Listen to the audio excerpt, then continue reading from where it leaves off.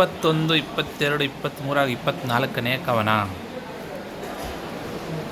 ಆದರಿನಿ ಜೀವರಿಗೆ ದುಸ್ಥಿತಿ ಸುದತಿಯರ ದೆಸೆಯಿಂದ ರಾಜ್ಯದ ಹುದವಿನಲಿ ಮೀಣಾರ್ಥಗತಿ ಎಲ್ಲನರ್ಥ ತಪ್ಪಿದಲೇ ಸುದತಿ ನಿಮ್ಮವರಿಗೆ ಈ ದ್ರೌಪದಿ ಮಹಾಸತಿ ರಾಗಲೋಪದ ಕದನದಲ್ಲಿ ಕಾಳಗದಿದ್ದರೆ ತುದಿಗೆಲೆ ಸಂದ.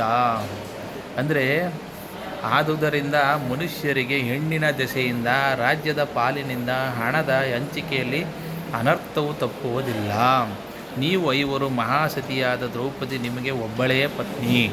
ರಾಗ ಲೋಭಗಳಿಂದ ಉಂಟಾದ ಜಗಳದಿಂದ ನೀವು ಕೆಡದಿದ್ದರೆ ಕೊನೆಯಲ್ಲಿ ನಿಮಗೆ ಒಳಿತಾಗುತ್ತದೆ ಎಂದು ಹೇಳಿ ನಾರದರು, ಅರಸ ಚಿತ್ತೈಸೊಂದು ವತ್ಸರವಿರಲಿ ನಿಮ್ಮೊಬ್ಬರಲ್ಲಿ ಸತಿ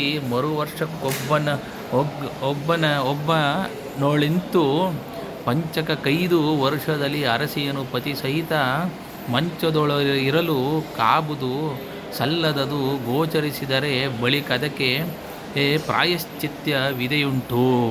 ಅಂದರೆ ದ್ರೌಪದಿಯು 1 ವರ್ಷ ಒಬ್ಬನ ಜೊತೆಗಿರಲಿ, 3 ವರ್ಷ ಮತ್ತೊಬ್ಬನ ಒಡನಿರಲಿ, ಹೀಗೆ 5 5 ವರ್ಷಗಳನ್ನು ಕಳೆಯಲಿ. ಮಂಚದಲ್ಲಿ ಪತಿಯೊಡನೆ ಇದ್ದಾಗ ಅವರನ್ನು ಉಳಿದವರು ನೋಡಬಾರದು, ಹಾಗೆ ನೋಡಿದರೆ ಅದಕ್ಕೆ ಪ್ರಾಯಶ್ಚಿತ್ತವಿದೆ ಎಂದು ನಾರದರು ಹೇಳುತ್ತಾರೆ.